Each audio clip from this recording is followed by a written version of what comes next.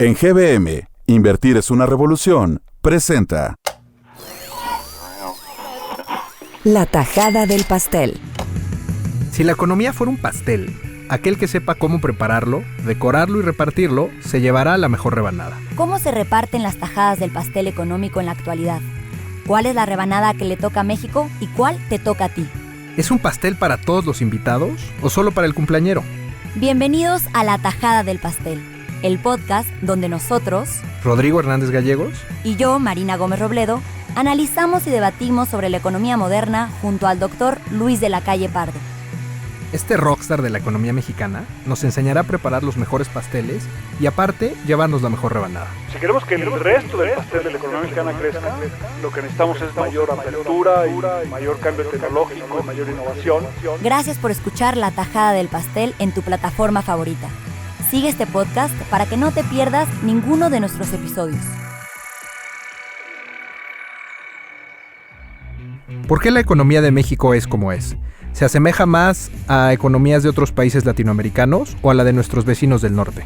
¿Qué cambios tendríamos que estar haciendo hoy para no solo entender el pasado como el lugar donde venimos, sino avanzar hacia el futuro? En el episodio de hoy, Luis de la Calle nos dará una breve clase de historia para poder entender por qué nuestra economía es como es. Hola Luis. ¿Cómo estás, Marina?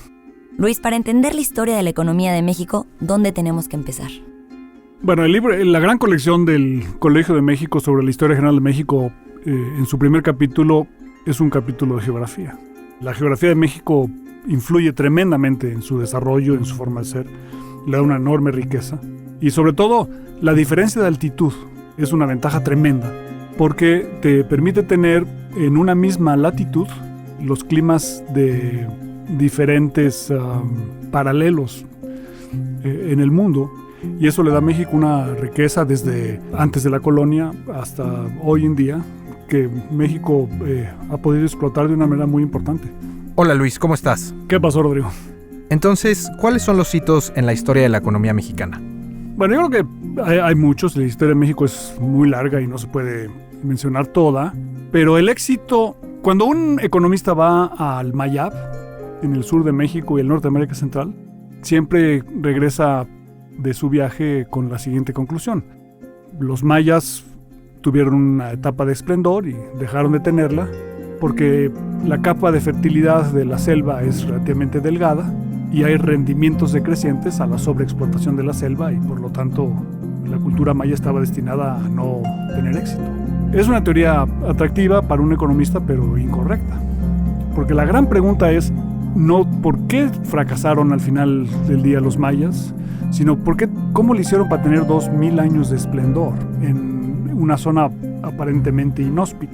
Y la respuesta es porque desarrollaron ligas de comercio de una enorme riqueza que les permitieron el sostenimiento de la vida ecológica de esa región y el florecimiento de la cultura y la economía durante muchísimo tiempo, y que perdieron cuando, por razones culturales y militares, dejaron de poder comerciar. La sobreexplotación, los rendimientos decrecientes fueron resultado no de las condiciones naturales, sino de no poder comerciar. Y México tiene en su historia periodos o sectores donde ha habido un éxito muy importante basados en el intercambio comercial, y periodos o sectores de la economía donde hemos tratado de descansar en la obtención de las ganancias con poco esfuerzo, de un pastel muy rico, pero con tajadas que no pueden crecer porque el pastel no se mueve, a través del rentismo. Entonces México tiene, digamos, esas dos grandes venas económicas en su existencia: una a favor del comercio, como los mayas en el periodo clásico, y otra a favor de la economía más fácil, basada en la explotación de los recursos naturales y el subsuelo, como si eso pudiera ser la gran solución para el establecimiento de una sociedad moderna, rica, igualitaria, incluyente. Bueno, obviamente puede ayudar, pero no lo es, nunca es suficiente. ¿Eso es rentismo, la segunda parte? Es parte del rentismo. La renta en economía quiere decir que tú obtienes un beneficio más que proporcional al esfuerzo que le dedicas. Entonces, si tú tienes, por ejemplo, grandes yacimientos de plata o grandes yacimientos de petróleo, En México, en la era de esplendor de Cantarell, que es el segundo yacimiento más grande de la historia del mundo, el costo de producción era $4 por barril y lo lográbamos vender en los buenos días a $60, $70 el barril. La diferencia entre 74 es una renta, la renta petrolera, que recibimos, digamos, inmerecidamente, entre comillas, porque no hicimos un esfuerzo mayúsculo para lograrlo. Y esa renta puede repartirse. Durante muchos años, sobre todo en el siglo XVII y XVIII, México fue un gran productor, el productor más grande del mundo de plata, también un productor importante de oro. Esa producción minera también se inclinaba hacia el rentismo, a esta idea de que puedes derivar riqueza, generar riqueza y repartirla sin un esfuerzo muy importante, y eso te lleva a tener un esquema en lo que importa es la relación con la persona que reparte la renta, que es obviamente el gobierno. En la Constitución mexicana, el artículo 28 de la Constitución, vale mucho la pena, por cierto, leer la Constitución, es un libro muy interesante, muy divertido y muy instructivo, dice: quedan prohibidos los monopolios y los estancos. Entonces uno se pregunta, y bueno, ¿qué es un estanco? Los estancos son los monopolios que existían en el tiempo de la corona española en México. La corona española monopolizó ciertas áreas de la economía colonial y eso creaba estos mecanismos de renta y de distribución que hicieron que en México tuviéramos generación de riqueza que se ve en los monumentos, en el Palacio de Minería y en las grandes iglesias, pero también una economía que no necesariamente estuviera basada en la creatividad y en el éxito y en el emprendedurismo, precisamente porque había estos estancos que posteriormente fueron supuestamente prohibidos. ¿México sigue siendo una economía rentista? En el siglo XX tuvimos obviamente un periodo importante de rentismo con el petróleo y con insuficiente competencia. El proteccionismo comercial y el rentismo son primos hermanos. Y la economía mexicana además tiene concentraciones importantes en ciertos sectores que llevan a un comportamiento rentista. Es muy interesante, por ejemplo, ver que en México las industriales se conciben como industriales, como transformadores, como manufactureros. O sea, es la Cámara Nacional de la Industria de la Transformación o es el Club de Industriales, en lugar de el emprendedurismo, ¿no? Emprendedores, personas que quieren resolver las necesidades y las preferencias de los consumidores, que están buscando progresar en el mercado, no tanto vendiendo lo que producen, sino produciendo lo que vende e imaginando lo que se debe vender, que es donde realmente una economía moderna tiene éxito. Entonces sí, en México tuvimos periodos muy importantes de rentismo que estaba relacionado además con el sistema político, un sistema político basado en las concesiones, un régimen concesionario. Y ese régimen concesionario se traducía en: yo te concedo un privilegio a cambio de que tú me concedas a mí la detención del poder. Y ese arreglo entre, digamos, la clase productiva y la clase política son muy cercanos a una economía rentista. La apertura comercial en México ha obligado a que México se vaya alejando poco a poco de ese pensamiento rentista y que se empiece a crear una economía más competitiva y más basada en el éxito y en el mérito y en la creatividad, el desarrollo de nuevas formas de consumir y de producir y de mirar al mundo. Dices poco a poco. ¿Ya lo superamos? ¿Podemos hablar del pasado de la economía rentista? Bueno, México nunca se supera esa tentación de manera permanente, pero sí se ha hecho un progreso muy importante, pero obviamente todavía insuficiente, ¿no? A pesar de que la historia del país nos enseña, por ejemplo, México durante 250 años fue el puente con el comercio con China. La gente que conoce bien Acapulco quizá ha tenido la oportunidad, además de ir a la playa, de ir a visitar el fuerte de San Diego, donde hay un museo sobre la nao de China, que era una embarcación que iba de Shanghái a Manila y de Manila a Acapulco, y a través de México se comerciaba con Europa.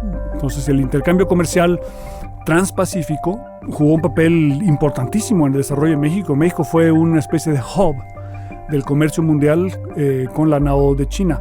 La ruta, por cierto, que se descubrió a mediados del siglo XVI, la descubrió un navegante vasco de nombre Miguel de Urdaneta para cruzar el Océano Pacífico, es exactamente la misma ruta que hoy en día siguen las embarcaciones que llegan a las costas del Pacífico de Estados Unidos y de México. Luis, ¿qué opinas de las nuevas reformas energéticas? ¿Estamos regresando a justificar las reformas por intereses ideológicos? ¿Este es un giro de regreso al rentismo? El petróleo, por definición, genera una renta, porque el petróleo es sol, energía solar, condensada de manera milenaria. Y por lo tanto es altamente eficiente como fuente de energía. Es como si hubiéramos guardado el sol bajo tierra y ahora lo saquemos para generar calor. Nosotros no pusimos al petróleo debajo del territorio nacional, sino que lo puso la naturaleza durante millones de años. Entonces, por eso genera una renta, porque es algo que no produjimos, pero podemos sacar y como genera calor, genera valor y por lo tanto genera una renta. La pregunta es, ¿de qué tamaño es esa renta? ¿A quién le pertenece? En México, de acuerdo a la Constitución, en su artículo 27, la propiedad de los yacimientos de petróleo es de la nación, con N mayúscula, y por lo tanto de todos los mexicanos de hoy y los mexicanos también de mañana. La pregunta desde el punto de vista económico es doble. 1, ¿cuándo sacarlo? Y 2, ¿quién debe sacarlo? ¿Y bajo qué condiciones? Entonces hay varios modelos y dada la complejidad para la explotación de los yacimientos, porque cada vez que explotas, la explotación del siguiente yacimiento tiende a ser más difícil. Está más escondido, está más abajo, está más disperso, ya no son grandes yacimientos, sino que son pequeños yacimientos, entonces necesitas más flexibilidad. Entonces la gran pregunta es si lo saca una empresa o la sacan varias empresas. Y la experiencia que hay alrededor de todo el mundo es que es mejor que haya competencia en la explotación del petróleo porque lo vas a poder explotar de una manera más eficaz, que te va además a rendir más recursos y esos recursos además van a ser mayores para el Estado porque el Estado puede poner un régimen de cobro de derechos e impuestos para que las empresas públicas o privadas que explotan le rindan recursos al Estado, a la nación y a todos los mexicanos, porque al final del día es de todos nosotros ese petróleo. En el nuevo mapa energético, ¿los hidrocarburos están siendo otra vez estratégicos para un país como México? No, esta idea de que el petróleo es la palanca del desarrollo para México es una idea falsa, porque el petróleo efectivamente puede ser un elemento muy importante de producción de una cantidad de riqueza significativa, porque tiene un costo de producción muy por debajo del precio de venta, entonces hay, digamos, un recurso del que se puede hacer la sociedad, pero no es el motor de la economía mexicana por lo menos 2 razones muy claras. Uno, porque su tamaño es relativamente pequeño. O sea, aún si tuviéramos un Pemex súper exitoso o tuviéramos una reforma energética en la que participaran las 20 compañías más grandes del mundo, mexicanas y extranjeras, en la explotación de petróleo, multiplicáramos la producción en México por 2, como porcentaje de la economía mexicana, ese porcentaje sería relativamente pequeño y serían un vagón importante del tren de la economía mexicana, pero en ningún caso serían la locomotora de la economía mexicana. Esa es una razón. La siguiente razón es que el hidrocarburo es una fuente de energía del pasado, en el sentido de que tecnológica y ecológicamente el mundo cada vez va a querer depender menos de las fuentes de energía fósiles y van a privilegiar otras fuentes de energía. Entonces debe ser parte de la matriz energética del país, pero no debe ser la fuente más importante en el futuro. Luis, ¿y nuestra economía debería tener una relación más fuerte con Latinoamérica por los lazos históricos o con Norteamérica por nuestros lazos geográficos? México tiene la enorme virtud de ser un país que puede explotar su ventaja comparativa de la esquizofrenia. O sea, somos un país plenamente latinoamericano. Nadie puede negar la condición latinoamericana de México. Somos uno de los países de América Latina más significativos, más importantes, que mayor intercambio cultural tiene con América Latina, que mayor influencia cultural, lingüística, musical, artística de todos tipos y de convivencia tenemos con América Latina y viceversa. Nos beneficiamos también nosotros del intercambio cultural y con todos aquellos.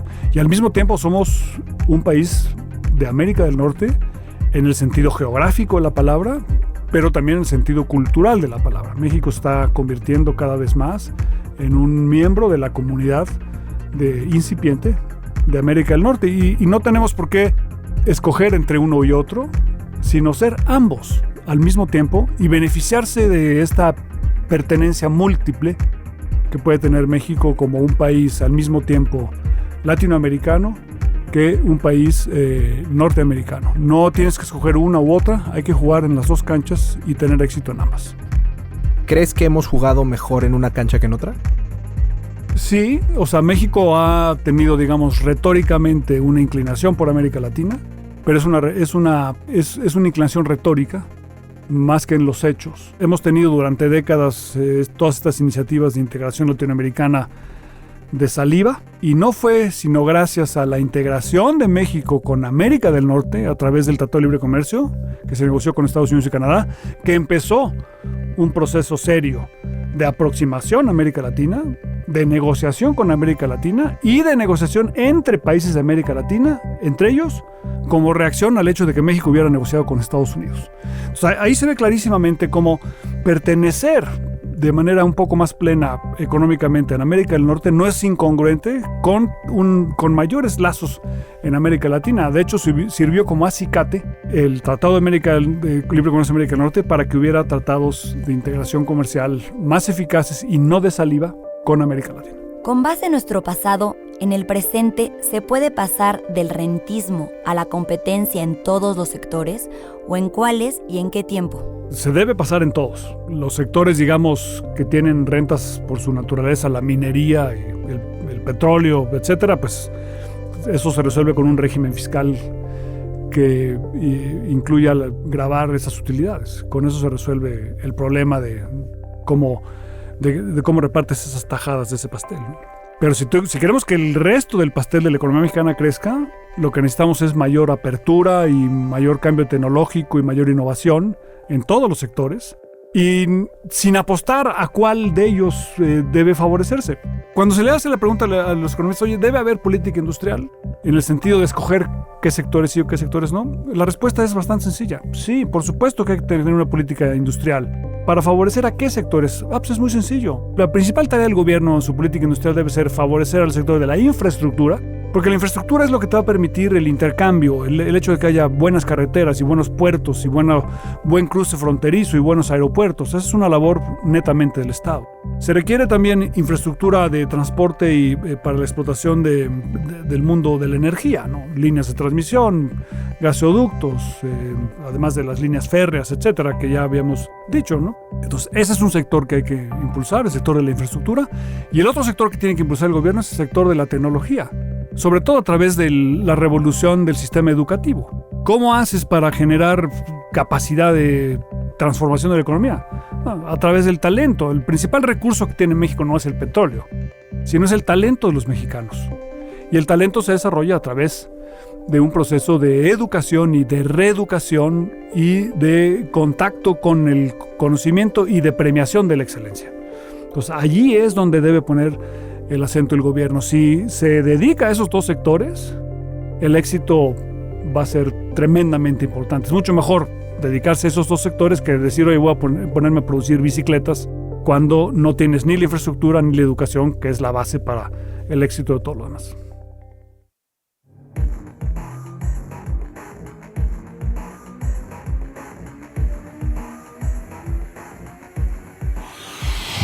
Rodrigo, nosotros somos la generación del TLC. Sin embargo, crecimos todavía con esta imagen que pesa mucho de Pemex como uno de los motores de la economía mexicana. Estoy de acuerdo.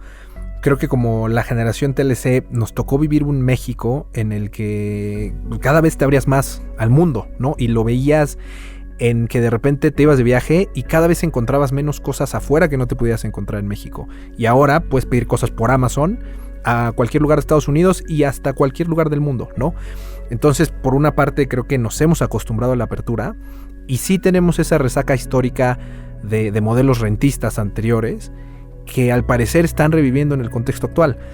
De hecho, una de las grandes críticas que se hizo a nuestra generación y al porcentaje de nuestra generación que votó por el presidente Andrés Manuel López Obrador, es que no sabíamos, estábamos tan acostumbrados a un mundo, a un México tan abierto, que no podíamos concebir que nos cerráramos más. Bueno, yo creo que está bien que seamos un México abierto, ¿no? Quitando esto que es a veces triste, que ya no está la emoción de ir a Estados Unidos y encontrar algo que no puedas encontrar en México. Creo que está bien el ver a México tan abierto como lo teníamos. No sé si está amenazado o no, porque pues, es muchas veces de lo que hemos hablado ya con Luis, esta interacción, las competencias, todo lo positivo que trae consigo. Ahora, no sé si nos estamos enfrentando a un gobierno que quiera cerrarse a niveles peligrosos. Creo que tienes como mensajes un poco contradictorios, ¿no? Por una parte, tuviste una voluntad muy amplia desde el proceso de transición para participar activamente en la renegociación del Tratado de Libre Comercio y en la redacción del TEMEC, que hablaba de un compromiso con la apertura comercial, y por otro tienes una serie de reformas energéticas que sí buscan cerrarnos al mundo con todas las implicaciones que eso tiene, a los avances tecnológicos en temas de energía, a las nuevas energías renovables y a los retos del cambio climático. A mí de lo que más me preocupa es lo de las energías renovables y el poco impulso que se está dando, porque somos una generación que nos importa el medio ambiente. Con todo respeto, pero el gobierno pues le quedan 20 años de vida y nosotros muchos años más, y si queremos pensar en nuestros hijos y nietos, entonces tenemos que tener en cuenta todo el impacto ambiental. No podemos regresar a una economía rentista y no podemos negar las energías renovables.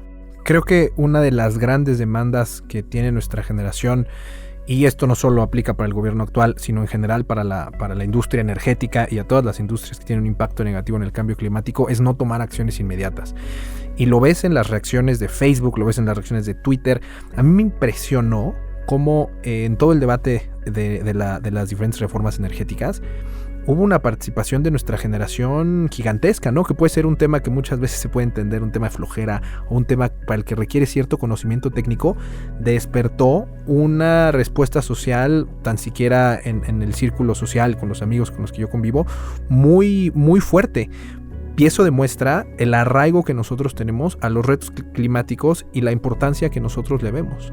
Sí, no solo nuestra generación, sino también hizo eco internacional. Y eso también habla de la globalización y cómo se está abriendo México, pero hubo muchos jóvenes en otros países que hablaron por México y criticaban esto de las energías renovables. Por una parte, también me tocó escuchar no directamente de amigos que defendían la política energética del gobierno, pero sí amigos conocidos que criticaban la apertura que se había tenido en el último proceso. Se hablaba de una generación de riqueza gigantesca, pero mal distribuida. Y al final creo que ese es otro de los temas que hay que platicar, ¿no? En este contexto de apertura, la verdad es que todo es complejo, ¿no? Como todo lo que hacemos como seres humanos, todo es complejo, y tuvimos grandes éxitos, y creo que éxitos y cosas muy positivas, pero no hemos logrado atacar o lograr resolver los retos que estos grandes procesos de apertura y globalización le ha traído a sociedades en crecimiento como la mexicana. Claro, es que la economía, el uso de las tecnologías, nuestro gran reto es hacer que permee a todas las bases de la sociedad y no se quede solo en unos pocos. Y ese, como tú dices, creo que es el gran reto.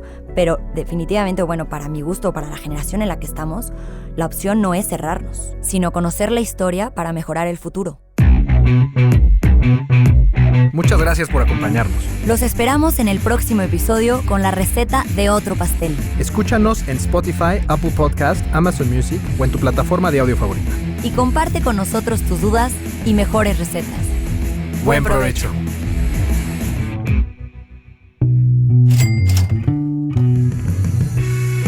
En GBM, Invertir es una revolución. Presentó La tajada del pastel.